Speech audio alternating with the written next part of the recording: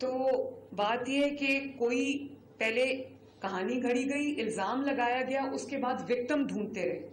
پھر جب وہ بچی عزا جو تھی اس نے انکار کیا کہ میں تو بیمار ہوں، میں تو کب سے پڑھی، میرے پاس میں نے پورا میڈیکل ریکارڈ دیکھا ہے. جو میں نے کمیٹی فیکٹ فائنڈنگ کمیٹی بنائی تھی انہوں نے پورا ریکارڈ دیکھا ہے. وہ واقعی ان دنوں میں ہاسپٹل میں داخل تھی.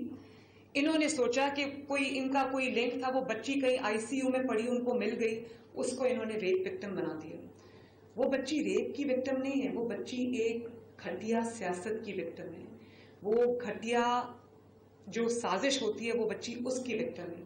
اور اس کی ماں نے جب مجھے کہا کہ میری 5 بیٹیاں انکلوڈنگ عزا، تو اس سے میری بچیوں کی اب شادیاں کیسے ہوگی. تو میں یہ بھی کہنا چاہتی ہوں کہ میں آج حالانکہ اس کے والد نے اور اس کے چچا نے ویڈیو پہ بیان دیا تھا کہ ہماری بچی کے ساتھ کچھ نہیں ہوا، خدا را ہمیں اس چیز سے نکالا جائے، تو میں آج اس فیملی کے لیے بھی بات کرنے آئی ہوں کہ وہ بیٹیاں بھی سب کی سانجھی ہوتی ہیں، مائیں بھی سب کی سانجھی ہوتی ہیں، بہنیں بھی سب کی سانجھی ہوتی ہیں.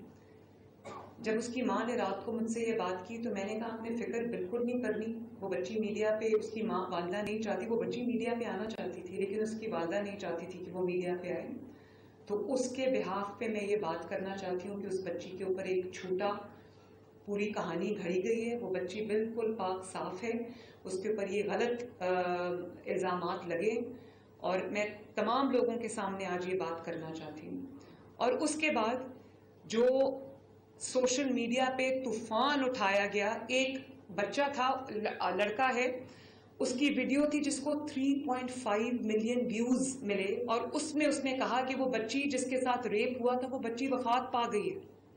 جھوٹ بولا. اور آج جب میں آپ کو دکھانا چاہتی ہوں، آج اس کی ویڈیو آئی ہے اور وہ کہہ رہا ہے کہ یہ تو غلط بات ہے، یہ تو ہونا ہی نہیں چاہیے تھا، یہ کس نے یہ کیا ہے. آپ ذرا دیکھیں اور آپ مجھے بتائیں کہ یہ کیا، یہ نہیں دوسرا والا. سبسکرائب کریں اور بیل دبائیں تاکہ کوئی خبر رہ نہ جائے.